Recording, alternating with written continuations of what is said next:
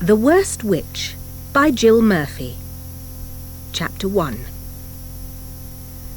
Miss Cackle's Academy for Witches stood at the top of a high mountain surrounded by a pine forest. It looked more like a prison than a school, with its gloomy grey walls and turrets. Sometimes you could see the pupils on their broomsticks flitting like bats above the playground wall. But usually the place was half hidden in mist, so that if you glanced up at the mountain, you'd probably not notice the building was there at all. Everything about the school was dark and shadowy. Long, narrow corridors and winding staircases.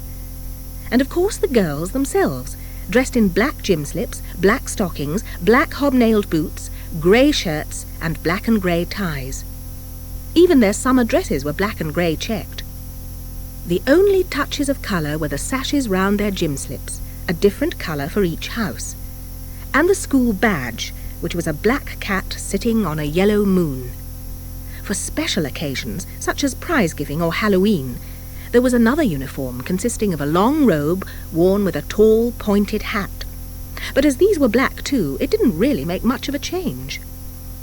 There were so many rules that you couldn't do anything without being told off, and there seemed to be tests and exams every week. Mildred Hubble was in her first year at the school.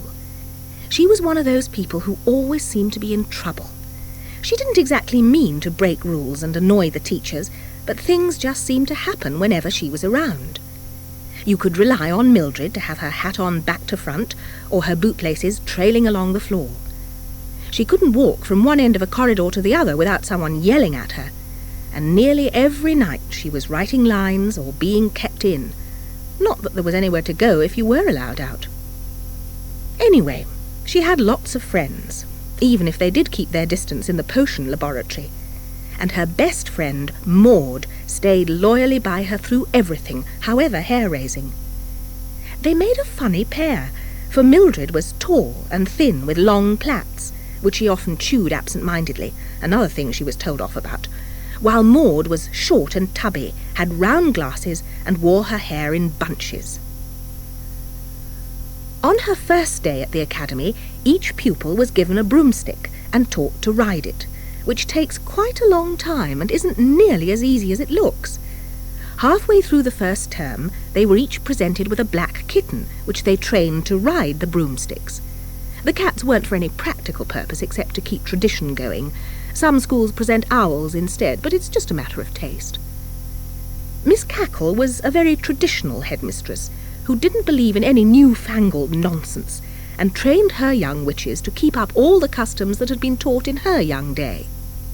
At the end of the first year, each pupil received a copy of The Popular Book of Spells, a 3-inch thick volume bound in black leather. This wasn't really to be used, as they already had paperback editions for the classroom, but like the cats, it was another piece of tradition. Apart from yearly prize-giving, there were no more presentations until the 5th and final year, when most pupils were awarded the Witch's Hire Certificate. It didn't seem likely that Mildred would ever get that far. After only 2 days at the school, she crashed her broomstick into the yard wall, breaking the broomstick in half and bending her hat. She mended the stick with glue and sticky tape, and fortunately it still flew, though there was an ugly bundle where the ends joined, and sometimes it was rather difficult to control. This story really begins halfway through Mildred's first term, on the night before the presentation of the kittens. It was almost midnight, and the school was in darkness except for one narrow window lit softly by the glow of a candle. This was Mildred's room, where she was sitting in bed, wearing a pair of black and grey striped pyjamas, and dropping off to sleep every few minutes. Maud was curled up on the end of the bed, enveloped in a grey flannel nightdress and a black woolen shawl. Each pupil had the same type of room, very simple, with a wardrobe, iron bedstead, table and chair, and a slit window like the ones used by archers in castles of long ago. There was a picture rail along the bare walls, from which hung a sampler embroidered with a quotation from the Book of Spells, and also, during the day, several bats. Mildred had 3 bats in her room, little furry ones which were very friendly. She was fond of animals and was looking forward to the next day when she would have a kitten of her own. Everyone was very excited about the presentation, and they'd all spent the evening ironing their best robes and pushing the dents out of their best hats. Maud was too excited to sleep, so had sneaked into Mildred's room to talk about it with her friend. "What are you going to call yours, Maud?" asked Mildred sleepily. "Midnight," said Maud. "I think it sounds dramatic." "I'm worried about the whole thing," Mildred confessed, chewing the end of her plait. "I'm sure I'll do something dreadful, like treading on its tail, or else it'll take one look at me and leap out of the window. Something's bound to go wrong." "Don't be silly," said Maud. "You know you have a way with animals. And as for treading on its tail, it won't even be on the floor. Miss Cackle hands it to you, and that's all there is to it, so there's nothing to worry about, is there?" Before Mildred had time to reply, the door crashed open to reveal their form mistress, Miss Hardbroom, standing in the doorway wrapped in a black dressing gown with a lantern in her hand. She was a tall, terrifying lady with a sharp, bony face and black hair scragged back into such a tight knot that her forehead looked quite stretched. "Rather late to be up, isn't it, girls?" she inquired nastily. The girls, who had leapt into each other's arms when the door burst open, drew apart and fixed their eyes on the floor. "Of course, if we don't want to be included in the presentation tomorrow, we are certainly going about it the right way," Miss Hardbroom continued icily. "Yes, Miss Hardbroom," chorused the girls miserably. Miss Hardbroom glared meaningfully at Mildred's candle and swept out into the corridor with Maud in front of her. Mildred hastily blew out the candle and dived under the bedclothes, but she couldn't get to sleep. Outside the window she could hear the owls hooting, and somewhere in the school a door had been left open and was creaking backwards and forwards in the wind. To tell you the truth, Mildred was afraid of the dark, but don't tell anyone.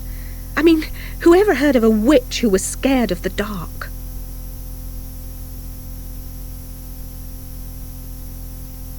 Chapter 2.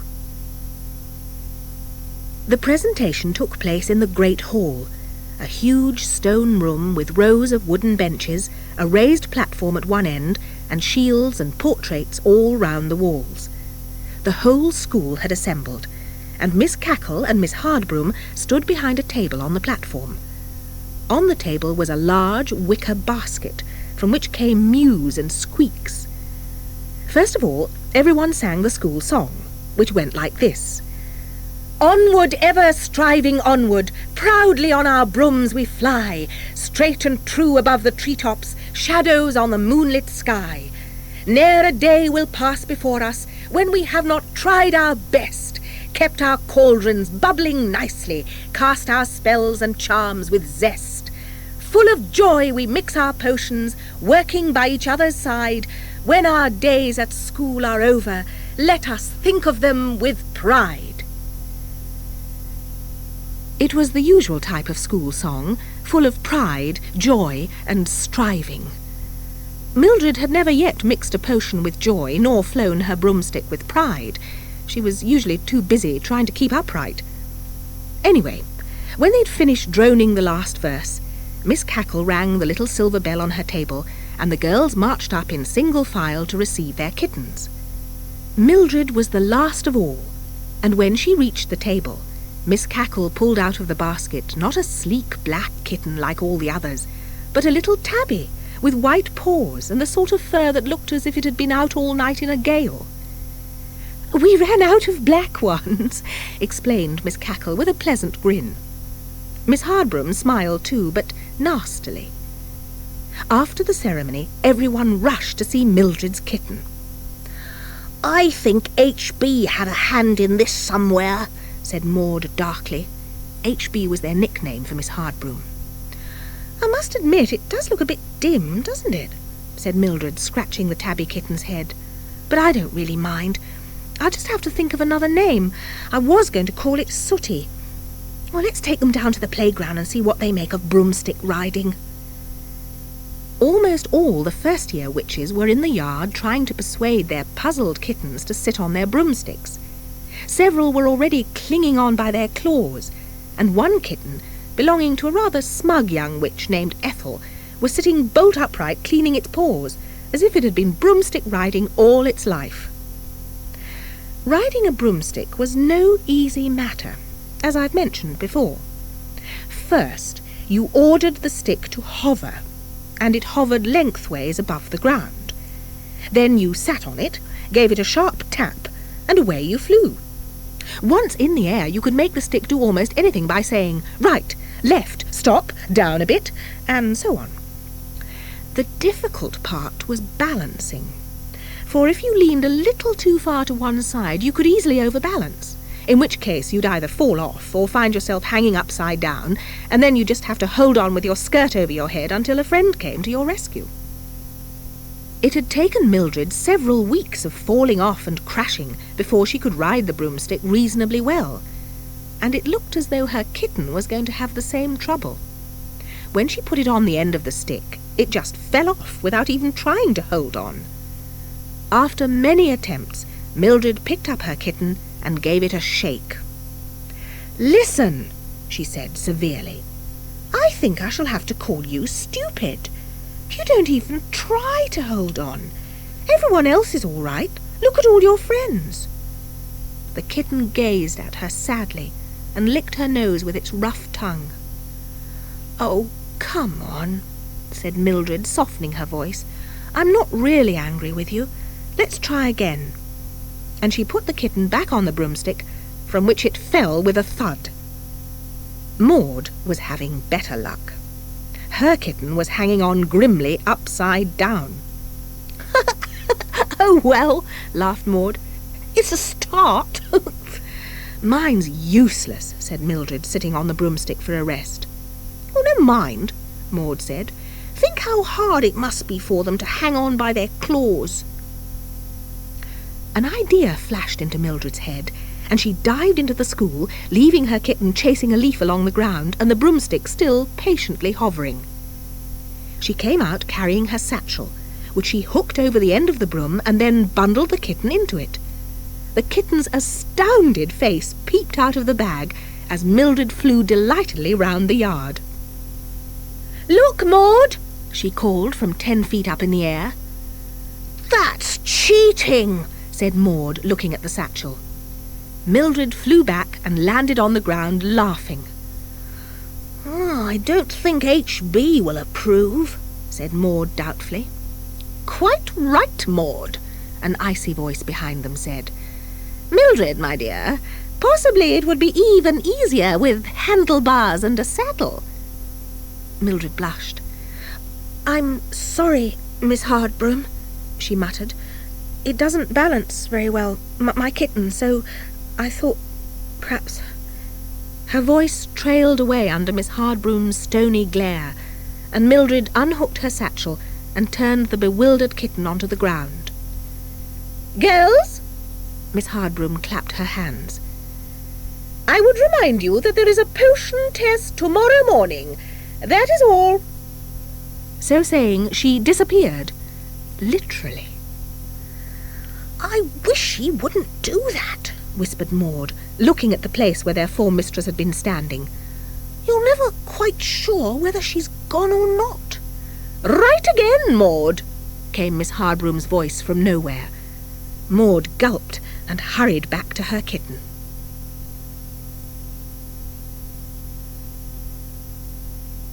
Chapter 3.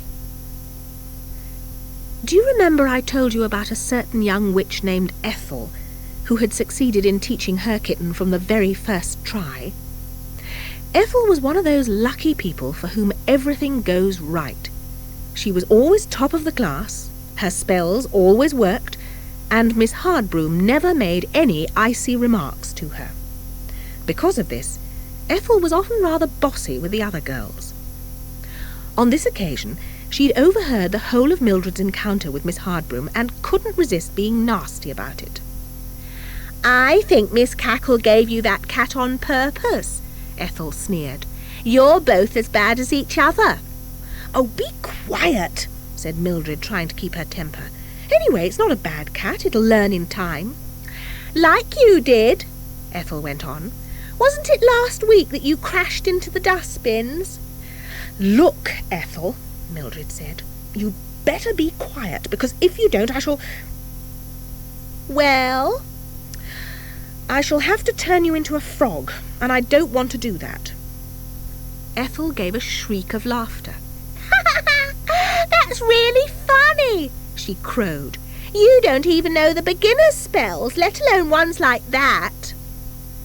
Mildred blushed and looked very miserable. "Go on, then," cried Ethel. "Go on, then, if you're so clever. Turn me into a frog. I'm waiting." It just so happened that Mildred did have an idea of that spell. She'd been reading about it in the library. By now, everyone had crowded round, waiting to see what would happen, and Ethel was still jeering. It was unbearable. Mildred muttered the spell under her breath, and Ethel vanished. In her place stood a small, pink and grey pig. Cries and shouts rent the air. "Oh, no! That's torn it. You've done it now, Mildred!" Mildred was horrified. "Oh, Ethel," she said, "I'm sorry, but you did ask for it." The pig looked furious. "You beast, Mildred Hubble," it grunted. "Change me back." At that moment, Miss Hardbroom suddenly appeared in the middle of the yard. "Where is Ethel Hallow?" she asked. "Miss Bat would like to see her about extra chanting lessons." Her sharp gaze fell on the small pig, which was grunting softly at her feet. "What is this animal doing in the yard?" she asked coldly. Everyone looked at Mildred. I let it in, Miss Hardbroom," Mildred said hesitantly. "Well, you can just let it out again, please," said Miss Hardbroom. "Oh, I can't do that," gasped the unhappy Mildred. Couldn't I keep it as a pet?" "I think you have quite enough trouble coping with yourself and that kitten without adding a pig to your worries," replied Miss Hardbroom, staring at the tabby kitten which was peering round Mildred's ankles. "Let it out at once. Now, where is Ethel?" Mildred bent down. "Ethel, dear," she whispered coaxingly in the pig's ear, "will you go out when I tell you to? Please, Ethel. I'll let you in again straight away afterwards." Pleading with people like Ethel never works. It only makes them feel their power. "I won't go," bellowed the pig. "Miss Hardbroom, I am Ethel. Mildred Hubble turned me into a pig." Nothing ever surprised Miss Hardbroom. Even this startling piece of news only caused her to raise one slanting eyebrow. "Well, Mildred," she said, "I am glad to know that you have at least learned one thing since you came here. However, as you will have noticed in the Witch's Code, Rule number 7, paragraph 2, it is not customary to practice such tricks on your fellows. Please remove the spell at once." "I'm afraid I don't know how to," Mildred confessed in a very small voice. Miss Hardbroom stared at her for a few moments. "Then you had better go and look it up in the library," she said wearily. "Take Ethel with you, and on your way drop in and tell Miss Bat why Ethel will be late." Mildred picked up her kitten and hurried inside, followed by the pig. Fortunately, Miss Bat was not in her room, but it was most embarrassing going into the library. Ethel was grunting loudly on purpose, and everyone stared so much that Mildred could have crawled under the table. "Hurry up!" moaned the pig. "Oh, stop going on," said Mildred, as she flicked hastily through the huge spell book. "It's all your fault anyway. You actually asked me to do it. I don't see why you're complaining." "I said a frog, not a pig," said Ethel pettily. "You couldn't even do that right." Mildred ignored the grunting Ethel and kept looking in the book. It took her half an hour to find the right spell, and soon after that Ethel was her horrible self again. The people in the library were most surprised to see the pig suddenly change into a furious-looking Ethel. "Now, Don't be angry, Ethel, Mildred said softly. Remember, silence in the library at all times.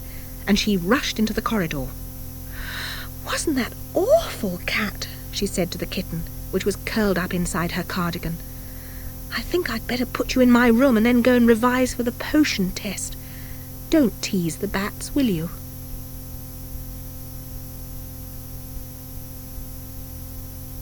Chapter 4.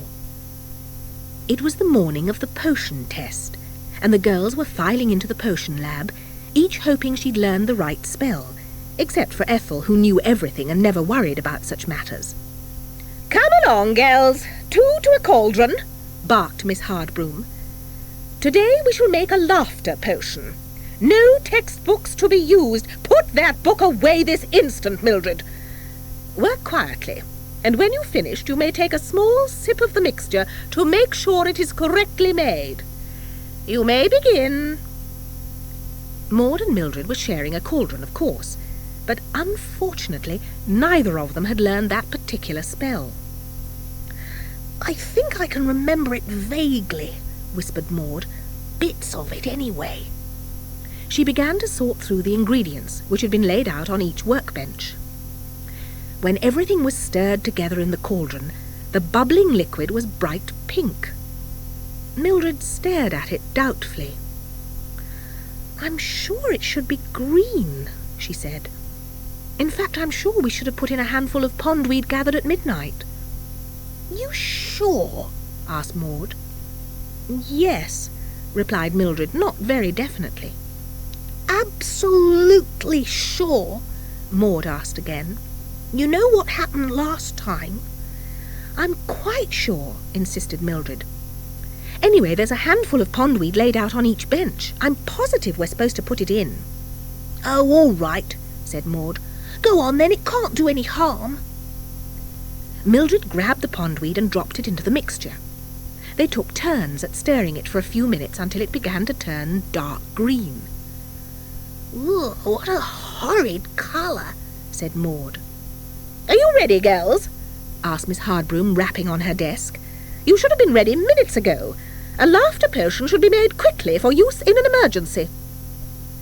Ethel was still working on the bench in front of Mildred, who stood on tiptoe to sneak a look at the colour of Ethel's potion. To her horror, it was bright pink. Oh, no, Mildred thought with a sinking feeling.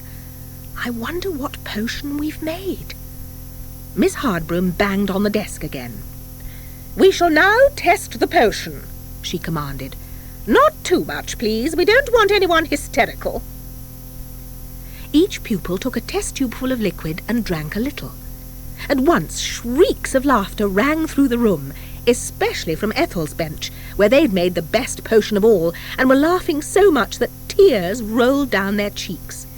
The only 2 girls who weren't laughing were Mildred and Maud. Oh, dear, said Maud. I feel most peculiar. Why aren't we laughing, Mill? I hate to tell you, confessed Mildred. I think... But before she had time to say any more, the 2 girls had disappeared. Cauldron number 2, snapped Miss Hardbroom. You seem to have made the wrong spell. It was my fault, said Mildred's voice from behind the cauldron. That I do not doubt, Miss Hardbroom said sourly. You had both better sit down until you reappear. And then, Mildred, perhaps a trip to Miss Cackle's office would do you some good. You can explain why I sent you. Everyone had left the room by the time the 2 young witches finally began to reappear. This was a very slow process, with first the head and then the rest of the body becoming gradually visible. I'm sorry, said Mildred's head and shoulders. That's all right, said Maud's head. I just wish you'd think a bit more. We had the right potion to start with. Sorry, mumbled Mildred again. Then she began to laugh. Hey, Maud, you do look funny with just your head showing. At once they both began to laugh, and soon they were best friends again. I suppose I'd better go and see old Cackle now, said Mildred, when she had completely reappeared. I'll come with you to the door, offered Maud.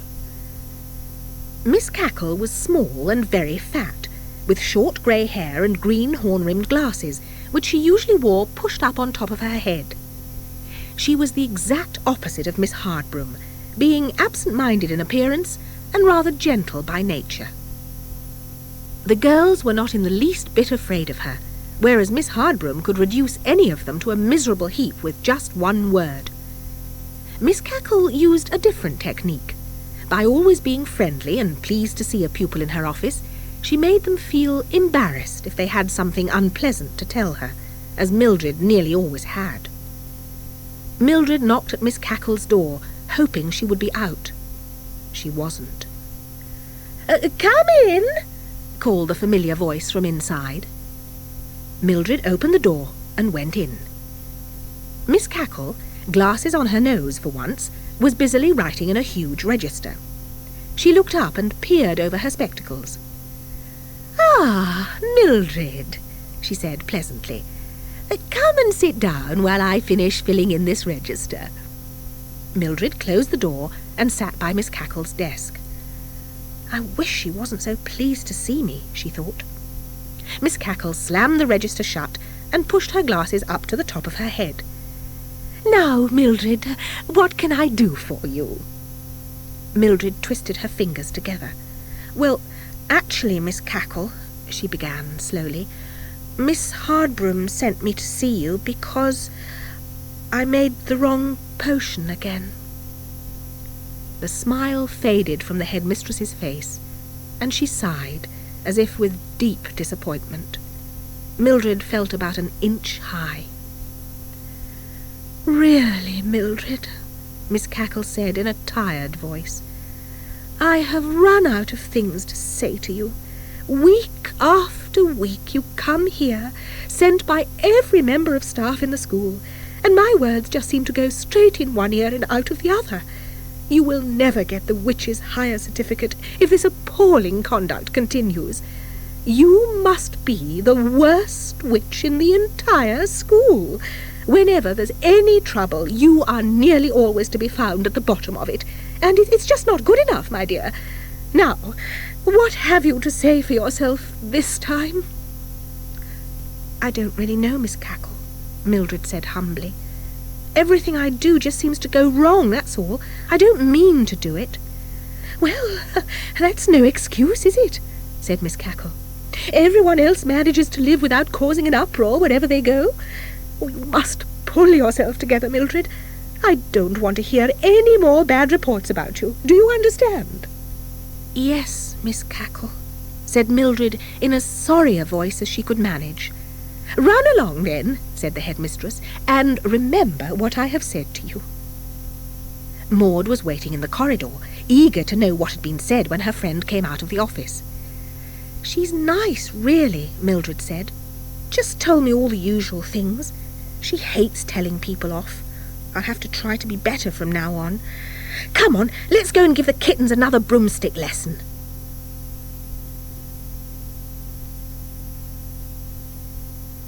Chapter 5. The following morning, Miss Hardbroom strode into the classroom looking thoughtful. She was wearing a new grey and black striped dress with a brooch at the shoulder. "Good morning, girls," she greeted them, not as sharply as usual. "Good morning, Miss Hardbroom," chorused the girls. Their form mistress arranged the books on her desk and surveyed the class. "I have something to tell you, girls," she began, "that gives me great pleasure on one hand, yet causes me some worry on the other." Here she shot a glance at Mildred. "As you know, the Halloween celebrations take place in 2 weeks' time, and it is customary for a display to be presented by this school. This year, our class has been chosen to present the display." There were gasps of delight from the girls. "Of course," Miss Hardbroom went on, "it is a great honour, but also a responsibility, as Miss Cackle's Academy has a very high reputation, which we don't want to spoil, do we? Last year, Form 3 produced a play which was highly praised, and I thought that this year we might present a broomstick formation team." You will need a lot of practice, as some of you are not too steady on your broomsticks yet, but I am quite certain that we could give an interesting and successful performance. Is there anyone who would prefer something different?" She looked round piercingly at the girls, who all shrank into their seats and wouldn't have dared to disagree even if they'd wanted to.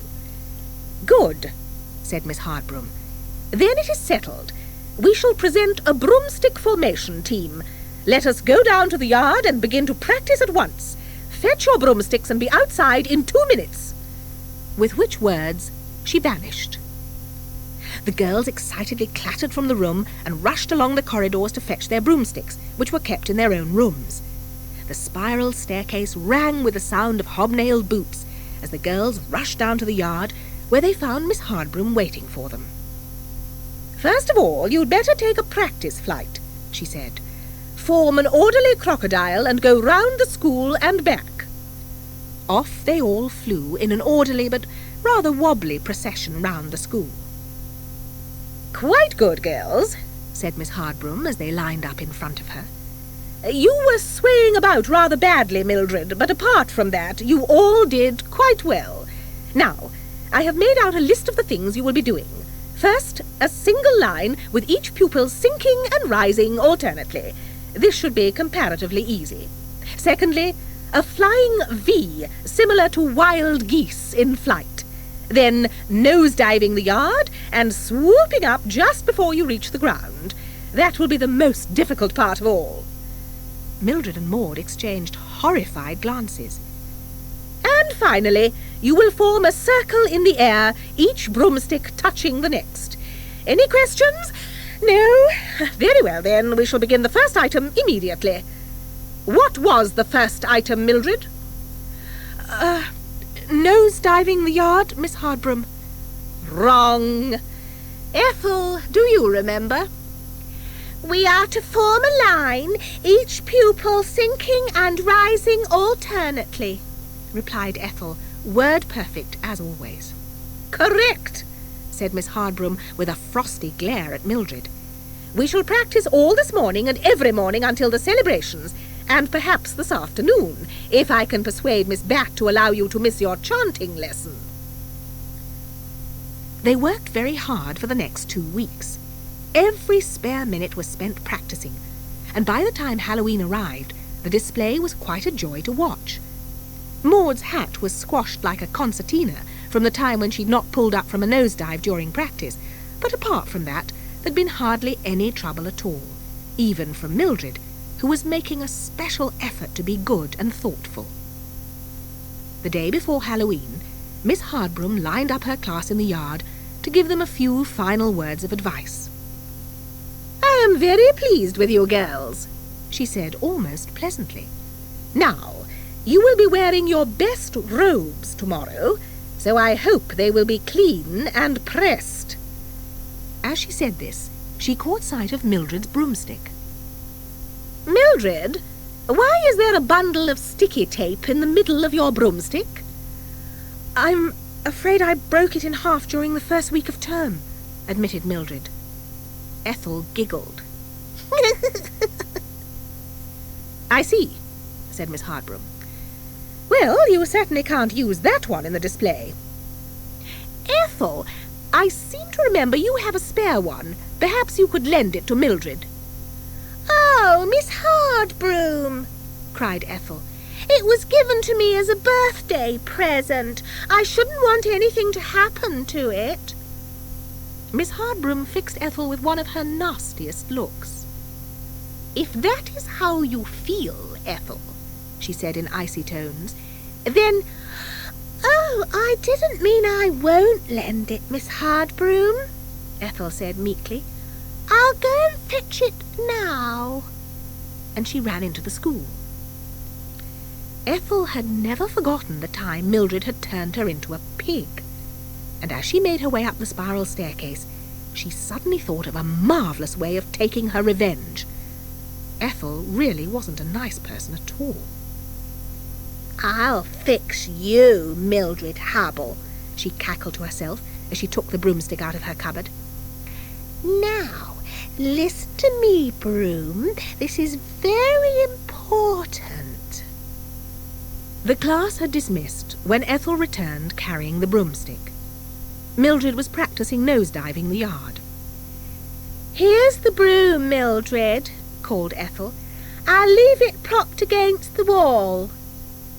"Thanks very much," replied Mildred, delighted that Ethel was being so nice, for the two hadn't spoken since the pig episode. "It's very kind of you." "Not at all," said Ethel, smiling wickedly to herself as she went back into the school. Chapter 6. Halloween was celebrated each year in the ruins of an old castle quite near the school. The special fires were lit at sunset, and by dark all the witches and wizards had assembled. As the sun set, the members of Miss Cackle's academy were preparing to leave the school. Mildred smoothed her robes, said goodbye to her kitten, put on her hat, grabbed Ethel's broomstick, and ran down to the yard. She took a quick look out of her window before leaving the room, and saw the fires being lit in the distance. It was very exciting. The rest of the school had already assembled, as Mildred rushed out of the door and took her place. Miss Hardbroom looked splendid in her full witch's robes and hat. "Everyone is present now," Miss Hardbroom announced to Miss Cackle. "Oh, then we shall set off," said the headmistress. "To the celebrations. Class 5 first, Class 4 second, and so on until Class 1. They made a wonderful sight, flying over the trees towards the castle, cloaks soaring in the wind, and the older girls with their cats perched on the ends of their broomsticks. Miss Hardbroom looked particularly impressive, sitting bolt upright, with her long black hair streaming behind her. The girls had never seen her hair loose before, and were amazed how much of it she could possibly scrag into that tight knot every day. It came down to her waist. "H.B. looks quite nice with her hair like that," whispered Maud to Mildred, who was riding next to her. "Yes," agreed Mildred. "She doesn't seem half as frightening." Miss Hardbroom turned round and shot a piercing look at the two girls. "No talking," she snapped. A huge crowd was already there at the castle when they arrived. The pupils of the academy lined up in neat rows, while Miss Cackle and all the other teachers shook hands with the chief wizard. He was very old, with a long white beard and a purple gown embroidered with moons and stars. "And what have you prepared for us this year?" he asked. "We have prepared a broomstick formation team, Your Honour," Miss Cackle replied. "Shall we begin, Miss Hardbroom?" Miss Hardbroom clapped her hands, and the girls lined up with Ethel at the front. "You may begin," said Miss Hardbroom. Ethel rose perfectly into the air, followed by the rest of the class. First they made a line, sinking and rising, which received great applause. Then they nose-dived the yard. Miss Cackle closed her eyes during this part, but nothing went wrong. Then the girls made a V in the air, which looked quite beautiful.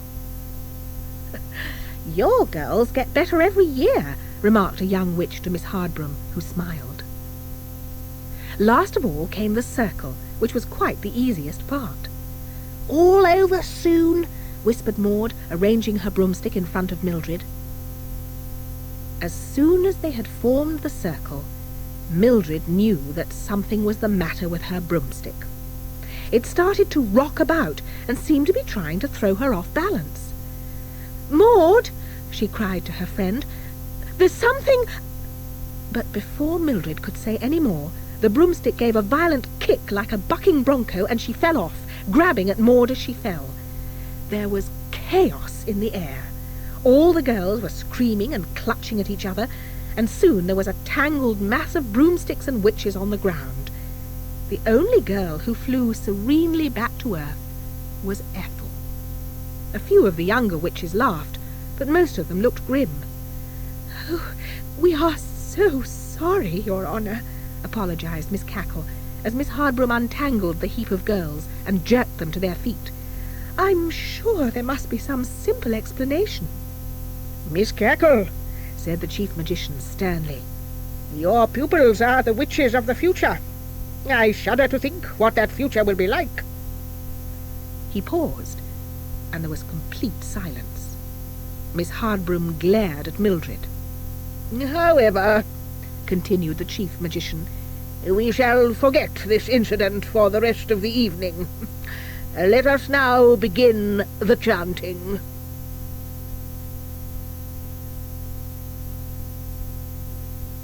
Chapter 7.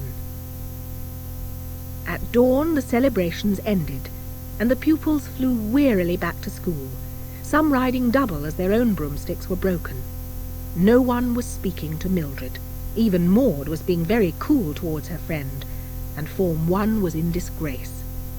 When they arrived at the academy, everyone was sent straight to bed. It was the custom after the all-night Halloween celebrations to sleep until noon the next day. "Mildred," said Miss Cackle in a sharp voice, as Form 1 made their way miserably up the stairs, "Miss Hardbroom and I will see you in my office first thing tomorrow afternoon." "Yes, Miss Cackle," replied Mildred, almost in tears, and she ran up the steps. As Mildred opened her bedroom door, Ethel, who was behind her, leaned across and whispered, "That'll teach you to go around changing people into pigs."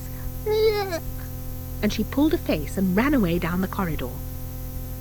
Mildred closed the door and fell onto her bed, almost flattening the kitten, which leapt out of the way just in time. "Oh, Tabby," she said, burying her face in the kitten's warm fur. "I've had such a dreadful time, and it wasn't even my fault. I might have known Ethel wouldn't lend me her broomstick out of kindness. Nobody will ever believe that it wasn't me just being clumsy as usual." The kitten licked her ear sympathetically, and the bats returned through the narrow window and settled upside down on the picture rail. 2 hours later, Mildred was lying in bed, still wide awake.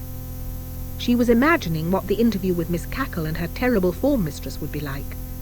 The kitten was curled up peacefully on her chest. "It'll be awful," she thought, sadly looking towards the grey sky outside the window. "I wonder if they'll expel me. Or perhaps I could tell them that it was Ethel. No, I would never do that. Suppose they decide to turn me into a frog. No, I'm sure they wouldn't do anything like that. Miss Hardbroom said that was against the witch's code. Oh, what will they do to me? Even Maud thinks it's my fault, and I've never seen H.B. look more furious." She lay thinking about it until she was really frightened, and suddenly she leapt out of bed. "Come on, Tabby," she said, pulling a bag out of the wardrobe. "We're running away." She stuffed a few clothes and books into the bag and put on her best robe so that no one would recognize the usual school uniform. Then she picked up her broomstick, put the kitten into the bag, and crept out along the silent corridor to the spiral staircase. "I shall miss the bats," she thought.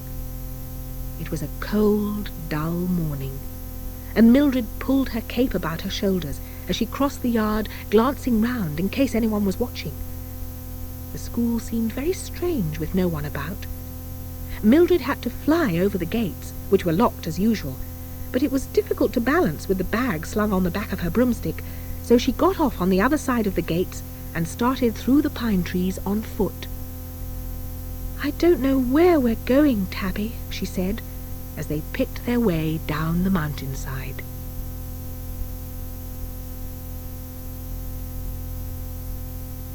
Chapter 8.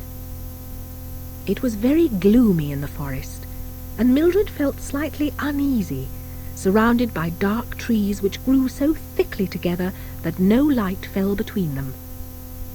When she was almost at the bottom of the mountain, she sat down to rest, leaning her back against a tree, and the kitten climbed out of the bag to stretch itself on the grass.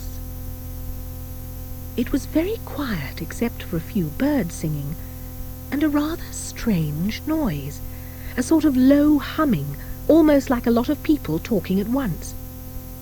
In fact, the more Mildred listened, the more it did sound like voices. She looked in the direction of the noise and thought she saw something moving along the trees. "Let's go and have a look, Tabby," she whispered. They left the bag and broomstick leaning against the tree and crept through the tangled undergrowth. The noise grew louder. "Why, it is people talking," said Mildred. "Look, Tabby, over there, through the branches." Sitting in a clearing in the gloom were about 20 witches, all crowded together, muttering and talking in low voices. Mildred crept nearer and listened. She didn't recognize any of them. A tall, grey-haired witch got to her feet. "Listen, everyone," said the grey-haired witch. "Will you all be quiet for a few moments? Thank you. Now, what I should like to know is, are we quite sure that they will all be sleeping, or at least in their rooms?" She sat down, and another witch got up to reply. She was a small, plump witch with green horn-rimmed glasses. For a horrible moment Mildred thought it was Miss Cackle, but her voice was different when she spoke. "Of course we are sure," this witch replied. "The morning after Halloween celebrations, the entire school sleeps until midday. It is a rule, and the school is very strict about rules, so no one will be up until 5 minutes to 12 at the very earliest. If we fly over the wall into the back part of the yard, we will be as far away from the bedrooms as we can be, and no one will possibly hear us. Added to this, we shall all be invisible, so we shall be extremely well protected. Then all that remains to be done is to split up, sneak into each room, and turn them all into frogs. They won't be able to see us even if they are awake.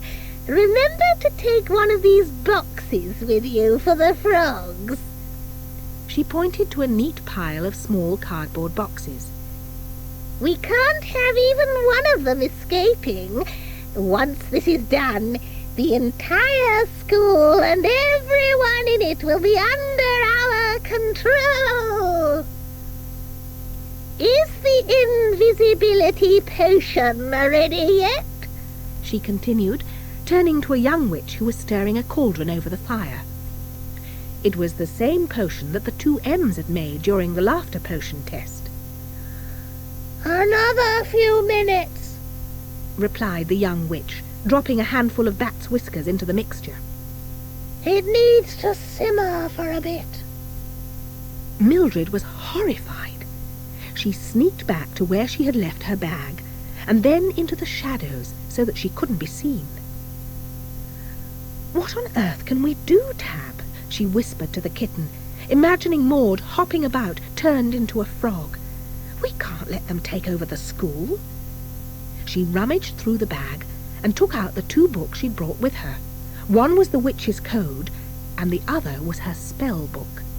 Mildred flicked through the spell book and stopped at the page about turning people into animals. There was only one example given, and that was snails. "Dare I," thought Mildred, "dare I turn the whole lot of them into snails?" The kitten looked at her encouragingly. "I know it's against the witch's code, Tabby," she said, "but they don't seem to follow any rules. They were planning to change us into frogs while we were asleep, so I don't see why we shouldn't do the same to them in self-defense." She sneaked back to the clearing, clutching her spell book. "Here goes," she thought desperately. The invisibility potion was being poured out into cups, so Mildred had to work quickly. She waved her arms in a circle towards the crowd of witches. This part of spell-making can be very awkward when you don't want to draw attention to yourself, and muttered the spell under her breath. For a second, nothing happened, and the witches milling round the cauldron continued to chatter and bustle about. Mildred closed her eyes in despair, but when she opened them again, everyone had vanished, and on the ground was a group of snails of all different shapes and sizes. "Tabby!" shrieked Mildred. "I've done it! Look!" Tabby came bounding out of the undergrowth and stared at the snails, who were all moving away as fast as they could, which wasn't very fast. Mildred took one of the cardboard boxes and put the snails into it, gently picking them up one by one. "I suppose we'll have to take them back to school and tell Miss Cackle, Tab," she said, suddenly remembering her interview to come at noon. "Still, we'll have to go back. We can't just leave this lot here, can we?" So they set off up the mountainside, Mildred carrying the box in her arms, while the broomstick flew alongside with the bag hanging from it, and Tabby riding inside the bag.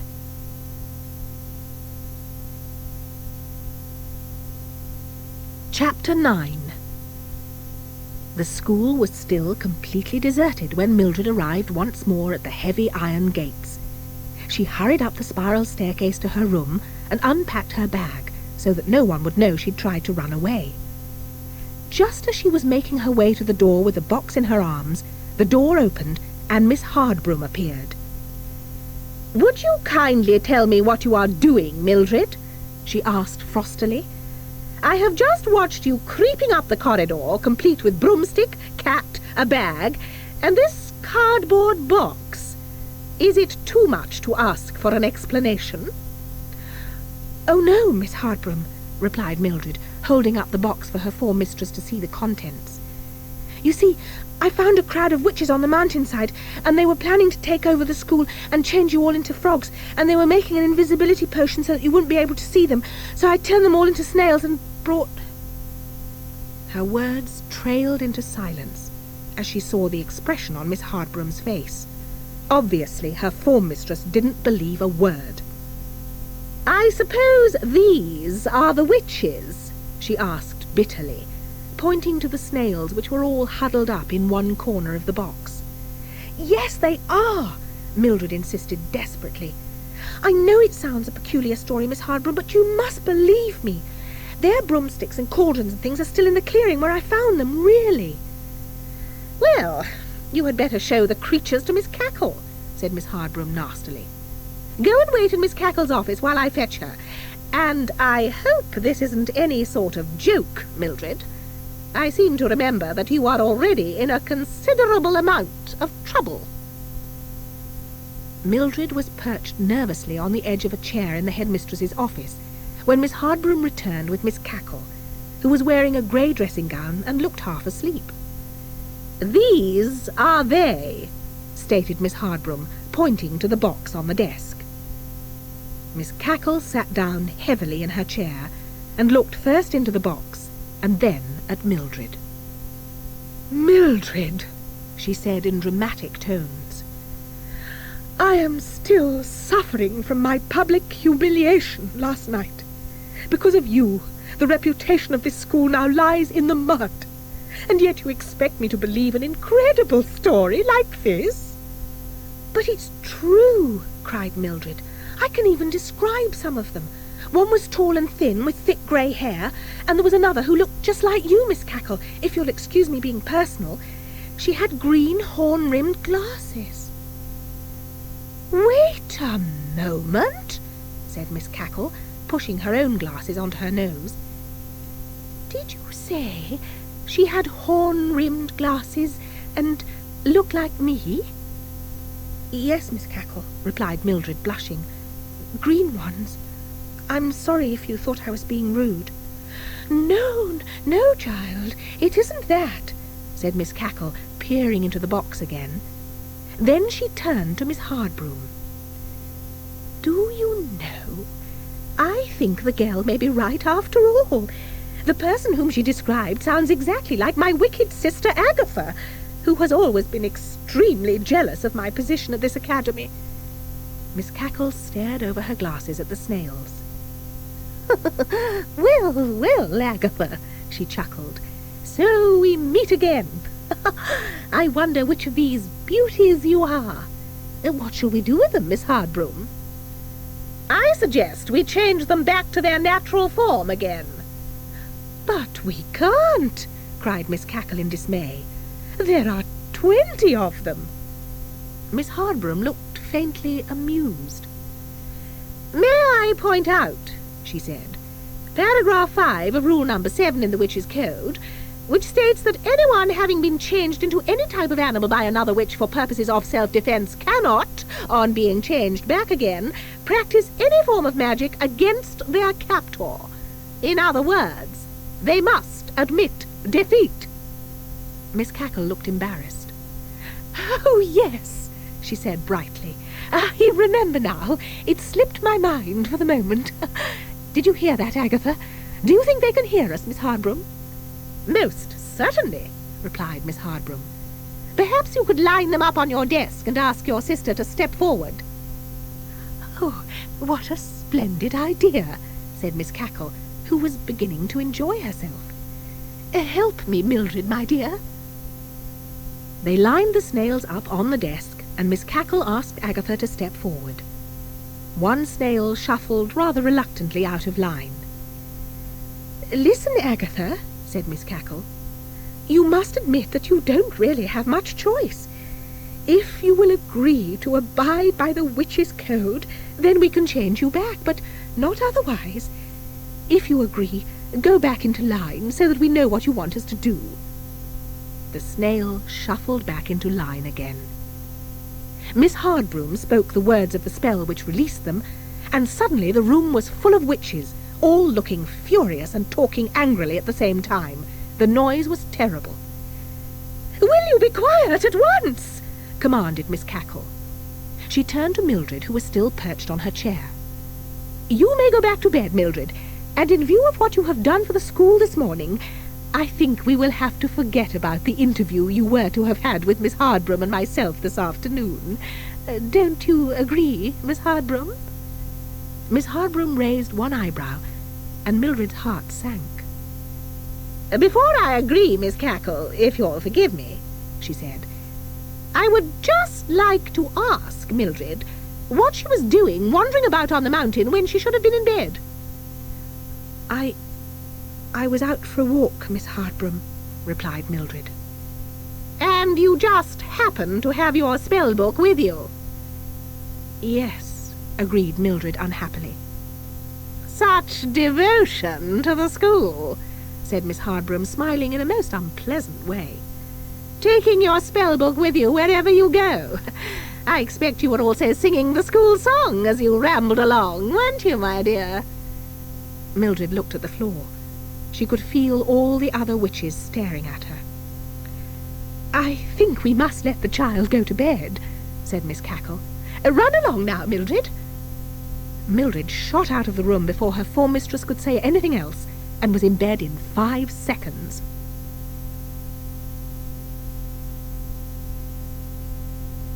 Chapter 10.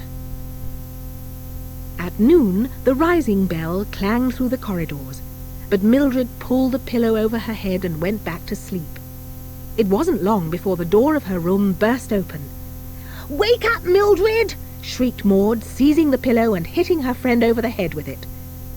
Mildred screwed up her eyes against the daylight and saw what seemed to be hundreds of people around the bed, all talking and shouting.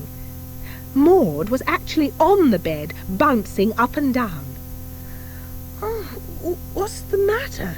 asked Mildred sleepily. "As if you didn't know," replied Maud, breathless from bouncing. "The whole school's talking about it." About what?" said Mildred, who was still half asleep. "Will you wake up?" shrieked Maud, pulling the bedclothes back. "You saved the whole school from Miss Cackle's wicked sister, that's all." Mildred sat bolt upright. "So I did!" she exclaimed, and everyone laughed. "Miss Cackle's called a meeting in the Great Hall," said Dawn and Gloria, 2 other members of Form 1. "You'd better hurry and dress. She'll expect you to be there." Mildred jumped out of bed, and her friends went off to the hall. She was soon ready and ran to join them, shoelaces trailing along the floor as usual. Maud had saved a place for her, and Mildred was embarrassed to notice that everyone stared as she came into the hall. While they waited for the teachers to arrive, Mildred decided to tell her friend about Ethel. "Listen," she whispered, leaning towards Maud so that no one could hear. "It wasn't my fault about the display, Ethel cast a spell on the broomstick that she lent me, and I know because she told me. Don't tell anyone else, will you? But I wanted you to know because I don't want you thinking that I was just being clumsy." "But everyone already knows," said Maud. "Do they?" exclaimed Mildred. "Who told them?" "Well, you know what Ethel's like," replied Maud. "She just had to tell someone how clever she'd been, so she told Harriet, and Harriet thought it was a dreadful thing to do, so she told everyone else. No one's talking to Ethel now, and Miss Hardbroom found out too and was furious with her." "Shh!" said someone. "They're coming." Everyone stood up as Miss Cackle came in, followed by Miss Hardbroom and all the other teachers. "You may sit down, girls," said the headmistress. "As you all know, the school narrowly escaped invasion this morning. Had it not been for a certain young member of the school, we should not be here, but would be hopping about turned into frogs." The girls laughed. "No, no, girls, do not laugh. It would not be at all funny had it happened. However, as it did not happen, I proclaim the rest of today a half-holiday in honour of Mildred Hubble. Mildred, would you come up here for a moment?" Mildred went bright red and was pushed to her feet. She stumbled through the rows of chairs, tripping over feet as she went, and clumped across the platform to Miss Cackle's table. "Now, don't be shy, my dear," said Miss Cackle, beaming. She turned to the school. "Come along, school. 3 cheers for our heroine, Mildred." Mildred blushed and twisted her fingers behind her back as the cheers rang out. It was a relief to the heroine when it was all over. As they filed out of the hall, she was thumped on the back and congratulated by everyone, except for Ethel, who gave Mildred the nastiest look you've ever seen. "Good old Mill!" yelled someone. "We'll get out of our chanting test thanks to you," said someone else. "Thanks for the holiday! Thanks, Mill!" and so on. Maud flung an arm around her friend. "You did look embarrassed," she said. "You went ever so red, I could see you from the back of the hall." "Oh, don't," said Mildred. "Let's go and fetch the kittens and make the most of our holiday." "One moment," said a chilling voice that they knew so well. The 2 girls turned to find their form mistress standing behind them. They jumped to attention at once, wondering what they'd done, which was a natural reaction whenever Miss Hardbroom spoke. This time, however, to their amazement, she smiled. A friendly smile, not like the usual curl at the corner of the lips. "I just wanted to say thank you, Mildred," she said. "Run along now, girls, and enjoy your holiday before it's over." She smiled again and vanished. The girls just stared at each other. "Sometimes," said Mildred, "I think she probably isn't as mean as we think she is." "Perhaps you are right, Mildred," said Miss Hardbroom's voice from behind Mildred's ear, and the 2 girls jumped in horror. Mildred grabbed her friend's hand, and they hurried away down the corridor, out into the misty playground, leaving Miss Hardbroom's laughter echoing from nowhere along the empty passage.